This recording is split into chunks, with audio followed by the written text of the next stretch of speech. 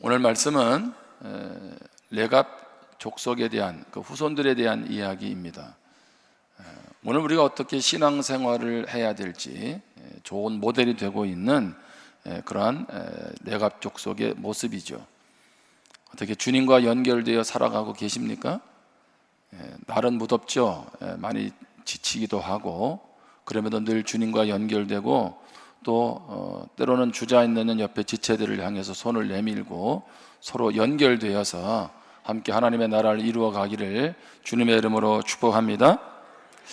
예레미야 35장 1절 2절입니다. 유다의 요시야 왕의 아들 여호야김 때에 여호와께로부터 말씀이 예레미야에게 임하여 이르시되, 이 말씀에 보면 때는 언제입니까?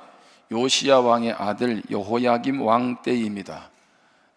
여호야김의 다음 왕이 여호야긴입니다. 그리고 남유다의 마지막 왕이 바로 시드기야 왕입니다. 그러니까 이스라엘이 남유다가 완전히 망해가는 그런 시점이죠. 그런 가운데 예레미야에게 말씀이 임합니다. 2절입니다.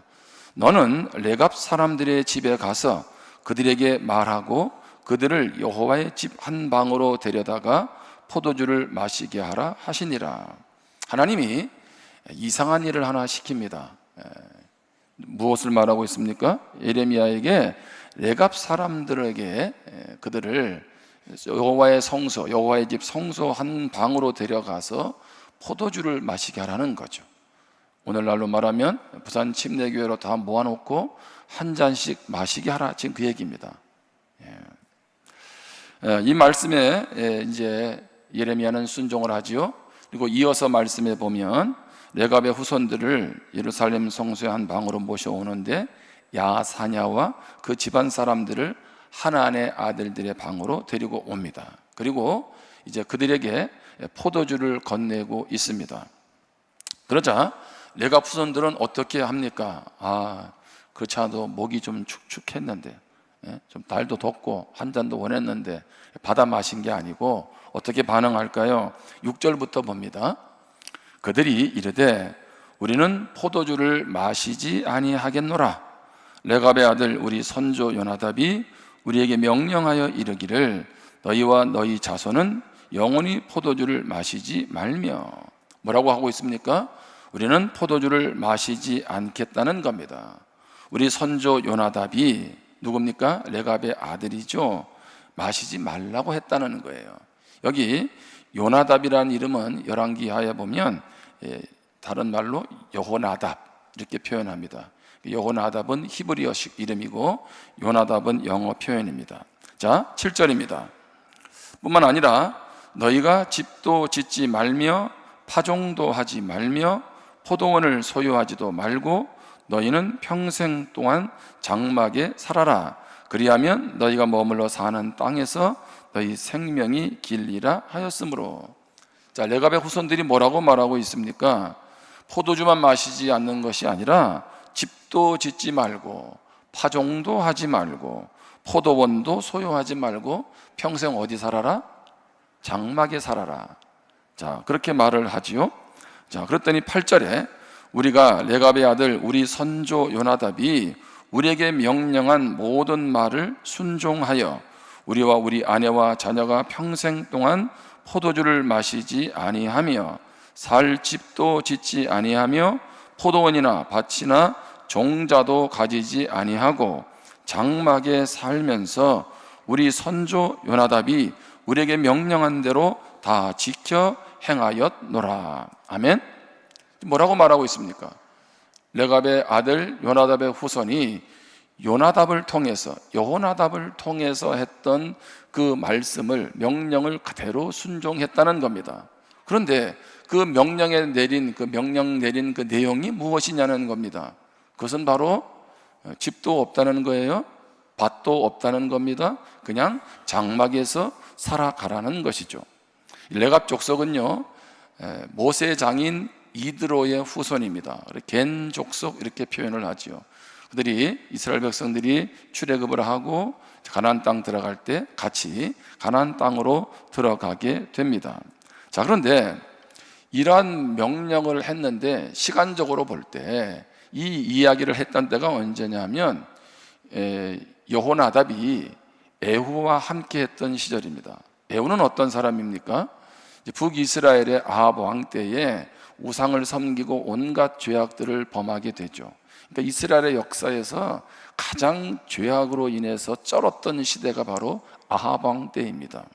근데 하나님이 그 아합의 후손을 누구를 통해서? 에후를 통해서 이제 멸절을 하십니다. 자, 그런 가운데 하나님은 그 일을 에후에게 맡기는데 그때 그 일에 동참했던 사람이 누구냐면 요나답입니다. 한마디로 말하면 믿음으로 살았던 경건의 사람, 바로 그가 여호나답이었다는 것입니다. 자, 요나답은 아마 그런 고민을 했겠죠. 우리 자녀들을 위해서 어떻게 하나님을 경외하며 살아가게 할까? 아마 그런 고민들을 많이 했을 것입니다. 그리고 자녀들에게 이러한 명령을 하고요. 무려 몇 년이 지났습니까? 200년이 지난 시점입니다. 한번 생각을 해보세요. 아무리 부모 신앙이 좋아도 그 부모 신앙을 다음 자녀가 이어가기가 쉽지 않아요. 아니, 부모에서 자녀까지 신앙을 이어갔는데 그러면 손자 때까지 신앙 이어가는 거 정말 쉽지 않습니다. 그럼에도 불구하고 200년의 세월을 신앙을 지키고 있었다는 거죠. 자, 그러면 하나님은 왜 예레미야를 통해서 이들에게 포도주로 유혹을 하시냐는 겁니다. 저 정확히 말하면 유혹이 아니라 테스트이죠. 테스트. 하나님은 이미 아신 거죠. 뭘 아셨을까요? 레갑의 후손들은 포도주를 마시라고 해도 마시지 않을 것이다 라고 하는 그들에 대한 아마 하나님은 신뢰가 있었다, 저는 그렇게 생각을 하게 됩니다. 자, 아니나 다를까요? 하나님이 생각한 그대로 그들은 포도주를 마시지 않고 그리고 장막에 살고 있는 것에 대해서 그들은 이야기하고 있습니다. 한마디로 말하면 끊임없이 신앙을 지켜왔다는 겁니다. 우리는 그렇게 말할 수 있습니다. 꼭 이런 시대에 뭐 이렇게 굳이 별나게 신앙생활 할 필요가 있나? 라고 말할 수 있잖아요. 그런데도 불구하고 이들은 어떻게 합니까? 끝까지 신앙을 지켜오고 있는 거죠. 자, 그러면 하나님은 왜 레갑의 후손들에게 포도주를 마시게 하면서 이러한 것들을 지금 보여주고 계십니까? 그것은 레갑 족속과 달리 지금 유다 백성, 이스라엘 백성 전체가 지금 어떻게 해요? 하나님께로부터 멀어지고 있음을 보여주고 있는 거죠. 자, 예레미야 35장 16절입니다. 우리 같이 한번 읽겠습니다. 시작. 레갑의 아들 요나답의 자손은 그의 선조가 그들에게 명령한 그 명령을 지켜 행하나 이 백성은 내게 순종하지 아니하도다. 아멘. 자, 레갑의 후손들은 이 요나답을 통해서 했던 명령들을 다 순종했다는 거죠. 그런데 이 백성들은 그렇지 않다, 이렇게 말하고 있는 겁니다. 여러분, 그러면 이 말씀을 액면 그대로 우리가 받아들여서 그러면 집도 사지 말고 포도원이라고 하는 부동산도 취하지 말고 내 사업터도 없이 그냥 어떻게 해요? 요즘으로 말하면 캠핑처럼 텐트 치고 살아야 된다는 얘기입니까? 그런 말이 아닙니다. 여러분, 집 사도 돼요. 그리고 자기 재산 가져도 되고요. 또 자기 원하는 사업 일구어야죠. 성경은 그걸 말하고 있는 것이 아닙니다. 자, 이렇게 하면서 장막에 살았다는 그 의도는 어디에 있는 겁니까? 가나안의 생활 방식을 따르지 말라는 거죠. 이스라엘 백성들이 하나님이 축복하고 약속하셨던 가나안 땅에 들어가도 하나님의 백성으로서의 정체성을 잃어버리면 그것이 그들에게 무슨 의미가 있느냐는 겁니다. 너희들이 구별되어 살지 않고 그렇게 너희들이 원하는 대로 살아가다 보면, 눈에 보이는 것들 추구하고 살아가다 보면 그것이 바로 무너지는 것이다, 이렇게 하나님은 지금 말씀하고 있는 것입니다. 다시 말하면 오늘 이들에게 이러한 것을 요구한 하나님의 의도는 무엇입니까? 요나답의 의도가 거기에 포함되어 있죠. 그것은 바로 가나안의 생활 방식을 따르지 말아라. 한번 따라하겠습니다. 구별되어 살아가야 한다. 아멘. 그리스도인은 그냥 세상 사람들의 가치관으로 그렇게 흘러가며 살아가는 사람들이 아니라는 것입니다. 이렇게 하나님의 뜻 가운데 하나님을 경외하며 살아갔던 사람들을 성경은 남은 자라 그렇게 표현합니다.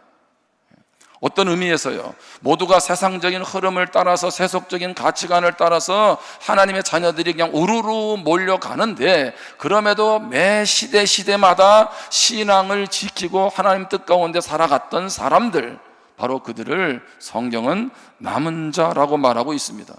오늘 우리는 이 시대에 그런 하나님이 기뻐하시는 구별된 자로, 남은 자로 살아가야 될 줄 믿습니다. 그렇게 살아가기로 결단하는 이 시간이 되기를 주님의 이름으로 축복합니다. 여러분, 엘리야가 갈멜산 전투에서 승리를 하잖아요, 그렇죠? 그리고 나서 하늘에서 비도 오고요. 근데 이세벨이 그를 죽인다라고 할 때 그가 주랭랑을 치지 않나요? 도망을 가서 부엘세바에, 그리고 부엘세바에서도 더 광야로 들어가서 이제 그곳에서 하나님께 로뎀나만에서 그렇게 말하죠. 이제 내 생명을 취하시옵소서. 더 이상 이제 살 의미가 없습니다. 나를 그냥 죽여주세요. 지금 그렇게 말하고 있죠. 그때 하나님은 어떻게 하십니까? 내가 너를 어떻게 여기까지 인도해 왔는데 뭐라고 하지 않으시고 그에게 필요한 먹을 것을 제공하시면서 그가 영육이 지쳐있기에 그를 회복시켜 주시죠. 회복시키고 나서 엘리야는 어떻게 합니까? 하나님 말씀에 의지해서 호렙산을 40일 동안 걸어서 갑니다.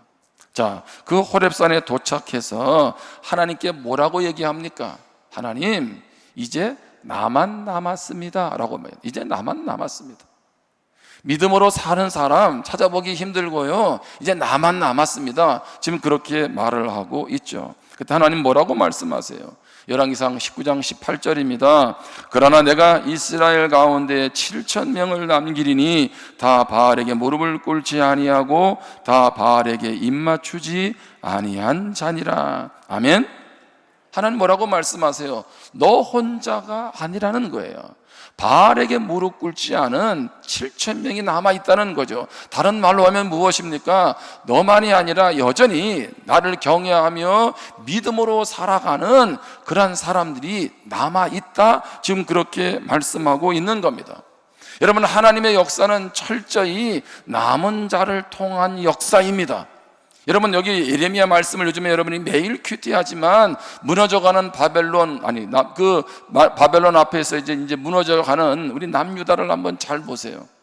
하나님은 예레미야를 사용하시죠. 그때 예레미야를 통해서도 하나님은 뭘 말씀하시는 거예요? 너 예루살렘 거리에 가서 하나님을 경외하는 사람이 있나 찾아보라 할 때 없었잖아요. 근데 누가 있었어요 지금?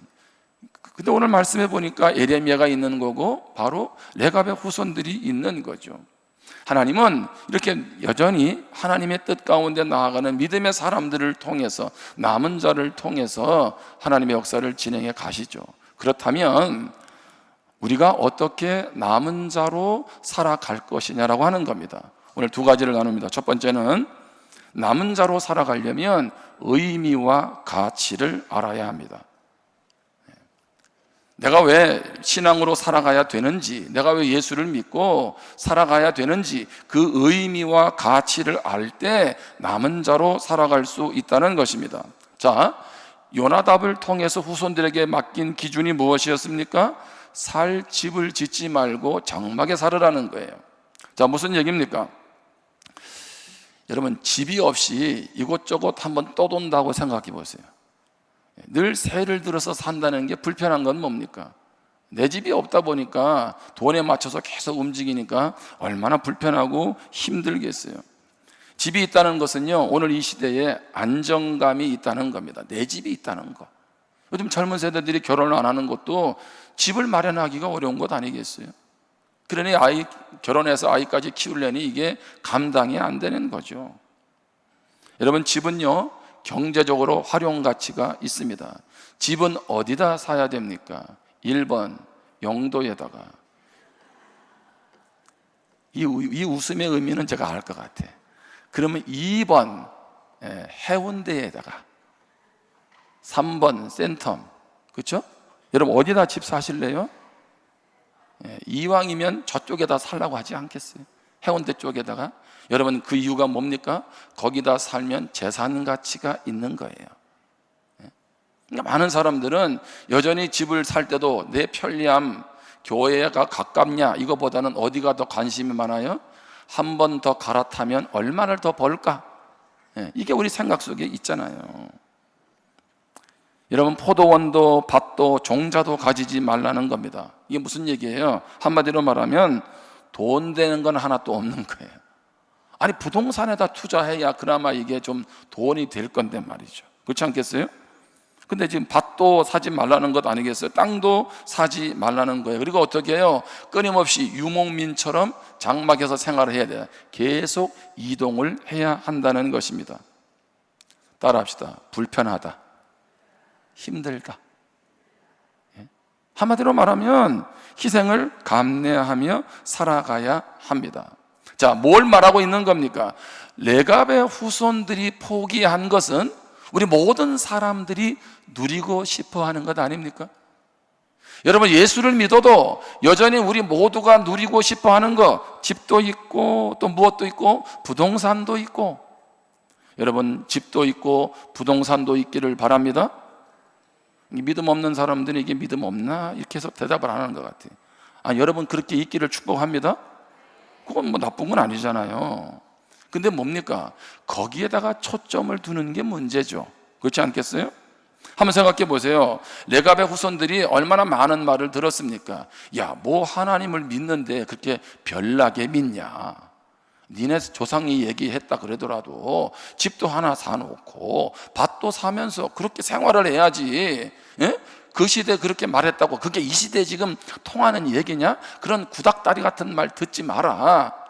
지금이 어느 시대인데 이런 식으로 지금 말할 수 있잖아요. 그런 말들을 그들은 얼마나 많이 들었겠습니까? 그렇게 살아간들 그것이 너에게 무슨 의미가 있겠느냐? 얼마나 그렇게 말을 했겠느냐는 거예요. 그러나 오늘 레갑의 후손들이 200년이나 한결같이 요나답의 명령에 순종할 수 있었던 것은 단순히 선조가 우리에게 명령해서가 아니라 그들은 하나님을 경외하며 믿음으로 살아가는 것이 얼마나 의미 있고 가치 있는 일인지를 깨달았기 때문인 줄 믿습니다. 할렐루야. 의미와 가치를 모르는데 그냥 하라고 해서 계속 순종했겠느냐는 거예요. 그렇지 않다는 것입니다. 현대인들에게 있어서 가치가 있다는 것은 무엇일까요? 여러분에게 있어서 가치가 있는 건 뭡니까? 시간과 재물을 투자할 만큼 소중하게 여기는 거잖아요. 그게 내가 추구하는 가치입니다. 예를 들면 돈에 가치를 둔 사람은 돈이 되면 어디든지 갑니다. 자, 요즘에 젊은 사람들을 특히 가만히 보면 맛집에 관심이 많더라고요. 맛집. 그러니까 음식을 먹는데 어느 집이 맛있느냐. 그래가지고 가서 뭐 1시간씩 기다리는 것을 그렇게 힘들어하지를 않아요. 저는요, 기다리는 거 별로 안 좋아하는 사람입니다. 맛집에 가서 1시간 기다릴 거면 그 옆집에 가는 사람입니다. 그 옆집에 가면 자리도 텅텅 비어 있고 얼마나 친절하게 대해주는지 모르겠어요. 뭘 말하고 있습니까? 사람들은요, 자기가 원하는 것을 추구하면서 거기에 시간도 들이고 기다리는 것도 아까워하지 않습니다. 여러분, 가치는 눈에 보이는 게 아니에요. 우리 내면 세계에 뿌리를 두고 있는 겁니다. 보여지는 말, 보여지는 행동, 보여지는 움직임은 내 내면의 가치에 의해서 표현되게 되어 있는 것입니다. 여러분, 감리교회 창시자인 요한 웨슬러가 그렇게 말했습니다. 나는 어떤 것에 가치를 부여할 때 그것이 지니는 영원한 가치를 기준으로 측정한다. 나는 이것이 가치 있느냐 가치 있지 않느냐는 영원에 둔다는 거예요. 영원까지 가는 것이 의미가 있지, 이 땅에서 있다가 다 놓고 가야 될 거, 사라질 것이 내 인생의 진정한 가치는 아니다, 그렇게 말하고 있는 거죠. 여러분, 영원한 것이 있습니까? 있습니다. 히브리서 13장 8절에 보면 예수 그리스도는 어제나 오늘이나 영원토록 동일하시니라. 할렐루야. 예수 그리스도가 영원하신 분이신 줄 믿습니다. 그래서 우리가 주님을 의지하는 것이고, 그리고 주님을 의지하는 것이 결코 헛되지 않은 거예요. 내가 믿었던 주님이 영원하신 분도 아니고 어제와 오늘은 똑같았는데 내일은 변덕스러운 분이라면 얼마나 이게 아픔이고 힘들겠어요. 근데 우리 주님 그런 분이 아니시라는 거죠. 마태복음 24장 35절에 보면 천지는 없어질지언정 내 말은 없어지지 아니하리라. 뭘 말하고 있습니까? 하나님의 말씀이 영원한 줄 믿습니다. 그래서 우리가 하나님의 말씀을 가까이 하는 거예요. 그리고 그 말씀을 통해서 의미 있는 삶이 무엇인지를 깨닫게 되는 거죠. 그 말씀을 통해서 계속 삶의 지혜를 얻게 되는 것입니다. 요한일서 2장 17절에 보면 이 세상도 그 정욕도 지나가되 오직 하나님의 뜻을 행하는 자는 영원히 거하느니라. 아멘. 하나님의 뜻은 영원합니다. 그래서 하나님의 뜻을 행하는 사람은 영원히 거한다 라고 이렇게 말씀하고 있는 것입니다. 오늘 우리는요, 영혼의 가치를 가지고 이 땅에서 살아가는 사람들이죠. 에콰도르에서 선교를 하다가 일찍이 순교한 짐 엘리엇 선교사님이 이런 말을 했죠. 영원한 것을 얻기 위해 영원하지 않은 것을 버리는 자는 절대 어리석은 자가 아니다. 다시 한번 읽어볼까요? 영원한 것을 얻기 위해 영원하지 않은 것을 버리는 자는 절대 어리석은 자가 아니다. 뭘 말하고 있습니까? 어리석은 사람은 어떤 사람일까요? 영원하지 않은 것, 영원하지 않은 것에다가 마치 모든 것이 있는 것처럼 투구하고 투자하며 살아가는 삶이 어리석은 사람이죠. 그런데 영원한 것을 위해서 영원하지 않은 것을 버리는 것, 내려놓는 것, 그거 결코 아깝지 않다, 그렇게 표현하고 있는 겁니다. 오늘날 많은 사람들은 행복에 목말라 합니다. 여러분, 그런데 여러분들도 그런 행복에 대한 그런 관심들이 많으시잖아요. 행복은요, 내 만족에서 얻어지는 것이 아닙니다. 행복은 가치 있는 일에 충실할 때 거기에서 얻어지는 것이 행복이에요. 여러분, 그래서 이렇게 여름 성경학교를 한다, 수련회 한다든가 이렇게 몸으로도 와서 헌신하고 봉사하잖아. 더운데. 그런데 뭐예요? 하고 나면 기쁜 거거든요. 힘든 것만 있는 것은 아니라는 거죠. 여러분, 노아 시대를 한번 잘 생각해 보세요. 노아 당시에 창세기에 보면 죄악이 관영했습니다. 하나님은 그들을 심판하시려고 하지요. 그래서 노아는 어떻게 합니까? 산 꼭대기에다가 방주를 짓게 됩니다. 자, 사람들은 뭐라고 얘기할까요? 저 노아 할아버지가 미쳤다는 거죠. 비도 오지 않는데 방주를 짓고, 방주를 짓는데 산 꼭대기에다 짓고, 그리고 나서는 이제 홍수가 올 것이니까 빨리 방주 안으로 들어오라 하고, 노아 가족을 제외하고는 한 사람도 들어가지 않았습니다. 한번 생각을 해보세요. 노아도요, 방주 짓다가 무슨 생각이 들었을까요? 하루 이틀 1, 2년도 아닙니다. 10년, 20년도 아니에요. 방주를 지으면서요, 실망되지 않았을까요? 내가 지금 뭐 하고 있지? 내가 이 믿음으로 산다는 게 뭐야? 아니, 왜냐하면 나하고 좀 같이 마음을 모으는 사람이 있어야 그나마 내가 좀 이렇게 내가 하고 있는 게 제대로 간다라고 생각할 건데, 나를 빼고는, 우리 가족을 빼고는 전부 우리하고 달라. 살아가는 삶의 방식이 다르다고요. 여러분, 그럴 때는 어느 쪽을 택하는 게 편합니까? 사람들이 많이 가는 쪽으로 가는 게 편하잖아요. 그렇지 않겠습니까? 자, 그런데 그런 반대로 하잖아요. 창세기 6장 22절에 보면 노아가 그와 같이 하여 하나님이 자기에게 명하신 대로 다 준행하였더라. 아멘. 충분히 조롱을 받고 비아냥거리는 소리를 들으면서도 그는 어떻게 해요? 하나님 말씀에 그대로 다 순종한 줄 믿습니다. 노아는 왜 이렇게 했을까요? 노아는요, 무엇이 가치 있는지를 알았던 사람이죠.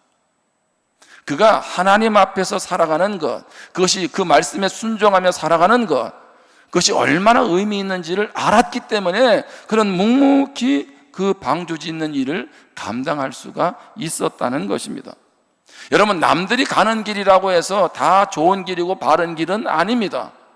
그래서 성경은 뭐라고 말합니까? 넓은 길, 넓은 문은 찾는 자는 많지만 그 길은 망하는 길이고, 오늘 우리에게 뭐라고 말씀하세요? 좁은 길로 가라고 말씀하고 있습니다. 여러분, 넓은 길은 사람이 많이 찾아요. 그 말은 무슨 얘기입니까? 편하고 좋습니다. 별로 내가 거스리는 것 없어요. 교회 와서 그냥 위로만 해주고 힘을 주면 좋지, 굳이 말씀 속에서 부딪히고 회개하고 돌이키고 그렇게 살면 안 돼라고 하는 말을 들을 필요가 없어요. 여러분, 그런데 과연 그것이 주님이 원하시는 길이냐는 거예요. 오늘 우리는 잊지 말아야 합니다. 모든 사람이 가는 길이라고 해서 그것이 영생의 길은 아니라는 거예요. 어쩌면 영생의 길, 영혼의 그 길은 좁은 길이고 찾는 이가 적은 길이죠. 여러분, 그럼에도 불구하고 의미와 가치를 가지고 남은 자로 살아가는 게 왜 어렵습니까? 여러분, 예수님도 40일 금식하고 나서 3가지 유혹을 받으시잖아요. 뭘 말하고 있습니까? 의미 있고 가치 있는 일을 살아가는데 끊임없이 그것을 무너뜨리는 많은 유혹들이 우리 삶에 존재하고 있다는 겁니다. 오늘 다시 한번 이 아침에 남은 자로 살기 위해서 의미와 가치를 발견하기를 주님의 이름으로 축복합니다. 예수님을 믿는다는 것, 하나님을 경외하며 살아간다는 것이 얼마나 나에게 의미 있고 가치가 있는지, 여러분, 이것을 알고 신앙생활 하는 것과 그냥 교회를 왔다 갔다 하는 것은요, 하늘과 땅 차이인 거죠. 여러분, 우리가 왜 지금 다음 세대를 고민합니까? 그들이 교회에 오는 것도 쉽지 않지만 교회에 온다고 우리가 만족하지 않는 것은 그 아이가 하나님을 내 인생의 주인으로 모시고 하나님이 내 인생에 의미요 가치 있는 것을 발견했느냐는 거죠. 여러분, 그것만 되면요 나머지는 문제가 없는 거예요. 거기까지 가도록 우리가 끊임없이 도와주고 물질도 쏟아붓고 마음도 쏟아붓고 기도도 쏟아붓는 거죠. 그런데 그런 관계가 형성되는 순간부터 그 아이의 인생은 하나님께 붙들려서 가게 되는 줄 믿습니다. 할렐루야. 여러분, 아무리 요나답이 이렇게 살아야 됩니다, 이것이 하나님이 기뻐하는 삶이고, 여러분, 세상적으로 손해봐도 믿음을 잃지 말아야 됩니다라고 아무리 얘기한다 한들 후대들이 그 믿음으로 사는 게 뭔지를 발견하지 못하고 그들이 그런 하나님을 경험하지 못했다면 이것이 가능했겠느냐는 거죠. 저는 우리 자녀들이 그런 믿음의 가치관으로 세워지도록 우리가 함께 세워가야 될 줄 믿습니다. 또 한 가지 기억할 것은 남은 자로 살아가기 위해서 말씀을 대하는 태도가 중요하다는 것입니다.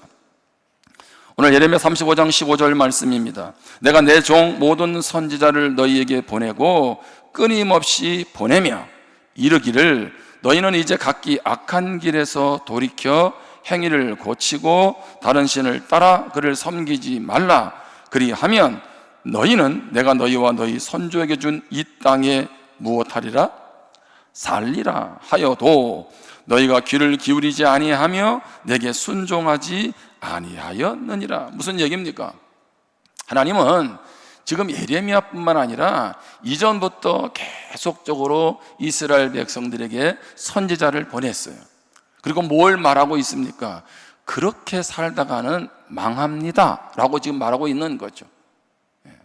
그런데 그것을 한두 번 하다가 말을 안 들으니까 하나님께서 이제 그만둬야 되겠다, 마이동풍이다, 소기의 경일기다, 뭐 이렇게 하신 게 아니잖아요. 그렇죠? 하나님은 어떻게 했어요? 오늘 말씀해 보면 끊임없이 사람을 보냈다는 것, 선지자를 보내서 제발 행위를 고치고 돌이켜라. 그러면 너희가 이 땅에서 하나님이 주신 축복을 누릴 수 있다, 이렇게 말하는 거죠. 여러분, 하나님이 끊임없이 그들을 돌이키라고 보내셨다는 건 뭘 의미하고 있는 거예요? 단순히 선지자 보낸 거예요? 아니요. 끊임없이 그렇게 살면 망하니까 돌이키라고 하면서 선지자를 보냈다는 얘기는 하나님이 얼마나 이스라엘 백성들을 사랑하시는지를 보여주고 있는 거예요. 다시 이야기합니다. 오늘도 하나님이 끊임없이 우리에게 말씀을 들려주시는 이유는 우리를 사랑하시고 우리를 살리시기 위함인 줄 믿습니다. 우리는 그것을 잊지 말아야죠. 그런데 어떻게 해요? 이들이 귀를 기울이지도 않고 내게 순종하지 아니했다는 거예요. 완전히 길을 막아버렸다는 것입니다. 자, 이스라엘은 왜 남유다는 결국 남바벨론에 멸망하게 됩니까? 그들의 죄악 때문입니다. 그런데 좀 더 생각해 보면 이들은 왜 바벨론에 멸망하게 됐습니까?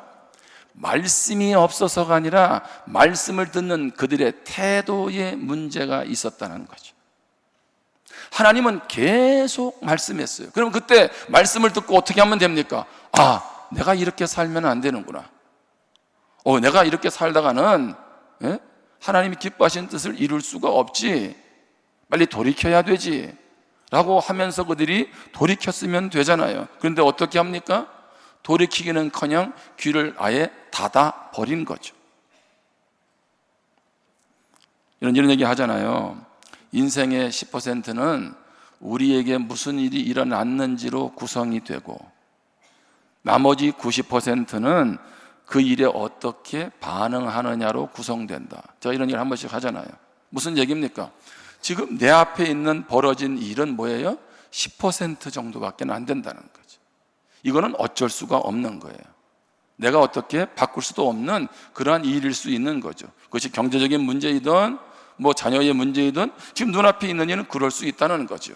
그런데 그러한 상황 속에서도 내가 어떤 태도를 가지고 이 상황을 풀어가느냐에 따라서 무엇해요? 달라질 수 있다는 거예요. 여러분, 많은 사람들이 실패하지 않습니까? 그런데 실패했다고 다 너무 실패하느냐? 그렇지 않아요. 다시 일어나는 사람도 있어요. 이번에 파리 올림픽에서 펜싱에서 금메달을 땄더라고요.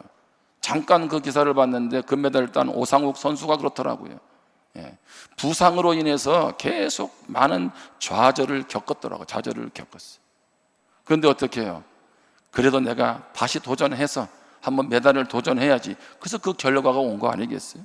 많은 선수들이 운동을 하다가 다치잖아요. 그래서 어떻게 해요? 이제는 안 되겠구나, 포기하지 않나요? 다시 말하면 그 다친 상황은 10%예요. 그런데 거기서 어떻게 내가 하느냐에 따라서 내 인생은 달라진다는 거죠.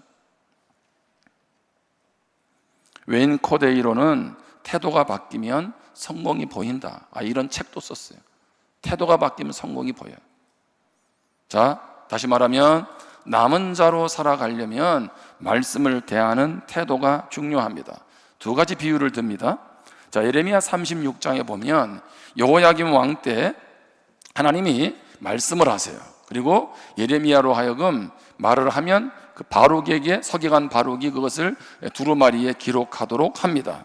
자, 두루마리의 말씀을 그들에게 읽어줍니다. 그때 두 가지 반응이 나타났어요. 첫 번째 반응은 예레미야 36장 9절입니다. 유다의 요시야 왕의 아들 여호야김의 제5년 9월에 예루살렘 모든 백성과 유다 성읍들에서 예루살렘에 이른 모든 백성이 여호와 앞에서 금식을 선포한지라. 자, 여기 36장 9절에 보면 여호야김 제5년 9월입니다. 9월. 자, 그런데 그 두루마리의 말씀을 읽어주니까 모든 백성이 금식을 선포하지요. 이래서는 안 되겠구나, 돌이켜야 되겠구나, 이런 얘기죠. 자, 그런데 말씀 후반부로 가면 24절입니다.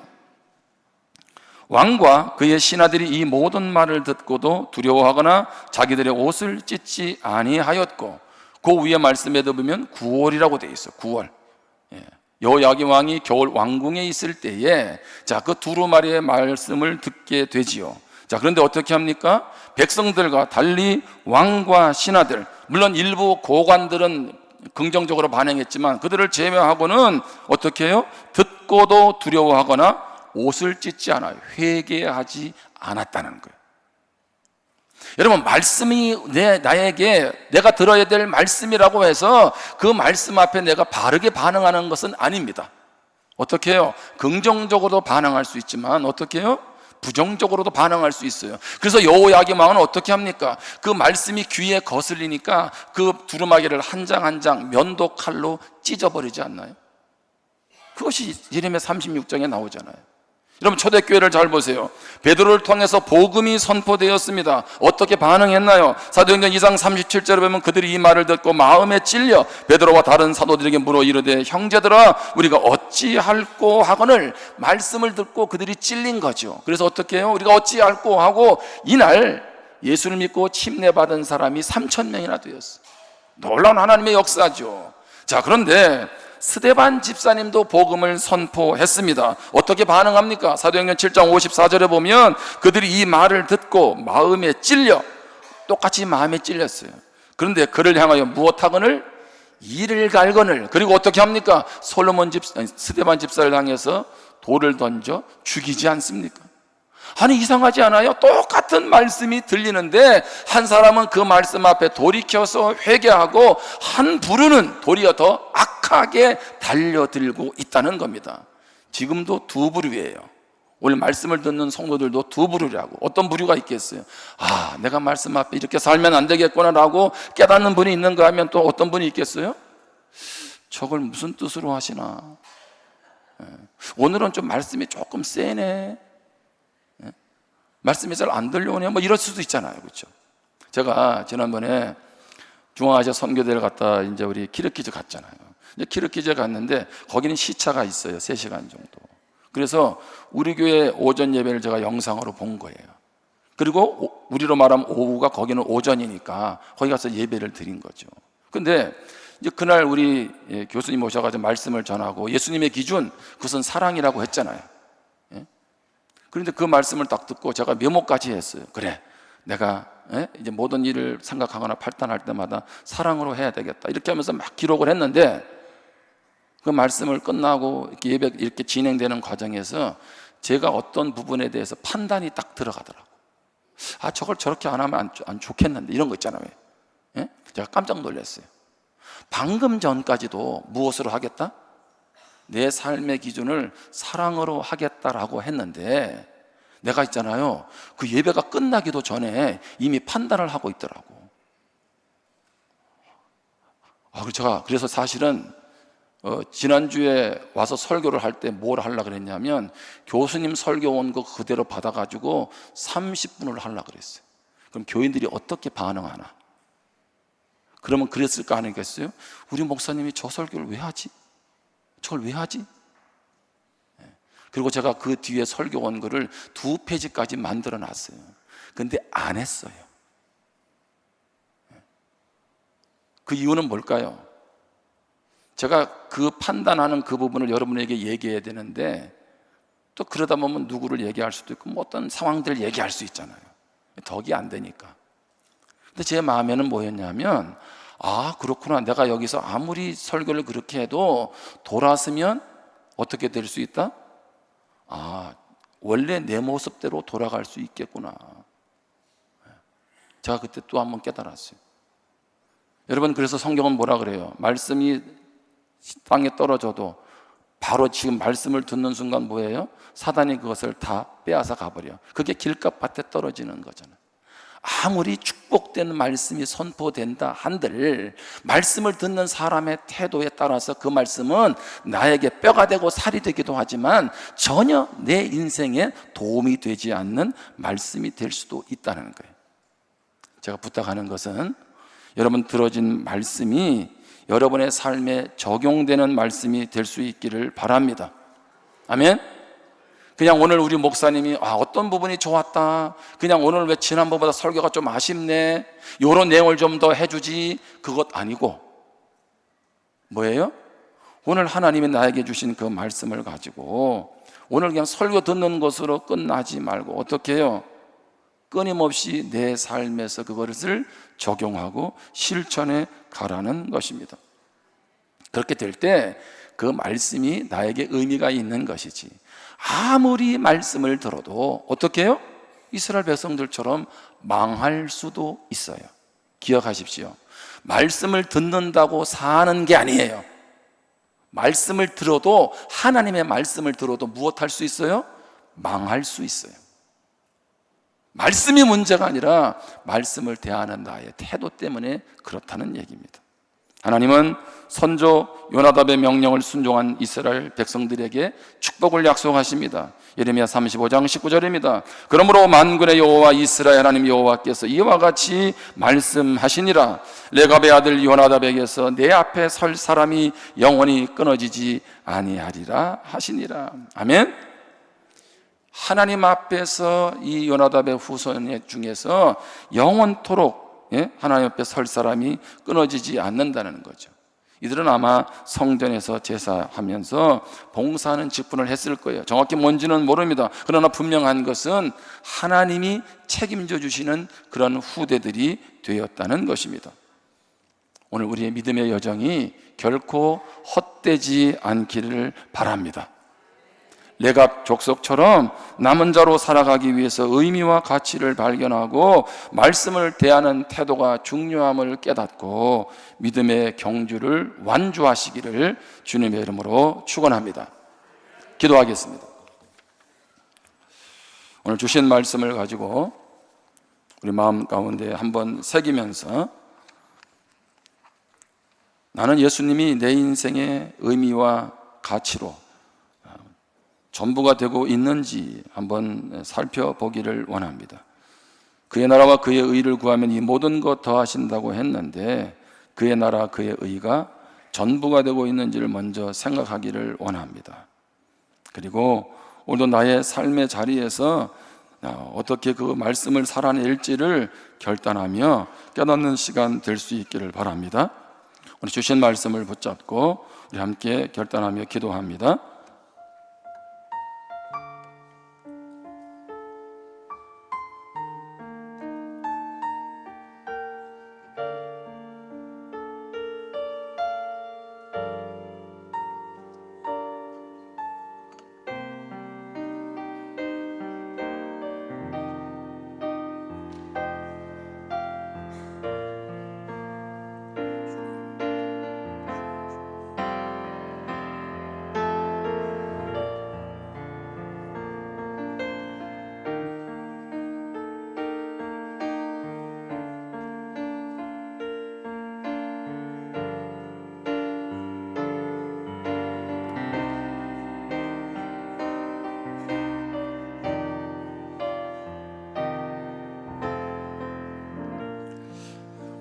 하나님 아버지, 세상이 어떠하든 오늘 우리의 삶의 중심이 주님께 있어야 될 줄 믿습니다. 주님이 인정하시는 삶이 복된 삶이고 오늘 주님을 경외하며 주님 뜻 가운데 살아가는 것이 가치 있음을 깨닫고 날마다 믿음으로 나아가는 우리 모두가 되게 해 주옵소서. 세상의 성공에 취해서 믿음의 성공자가 아니라 믿음에 실패하는 인생 되지 않도록 도와주옵소서. 오늘도 하나님 앞에 성공자로 하나님의 인정받는 자로 서서 세상 가운데서 당당하게 빛과 소금의 사명을 감당하는 주의 백성들 되게 하여 주시옵소서. 예수님의 이름으로 기도합니다. 아멘.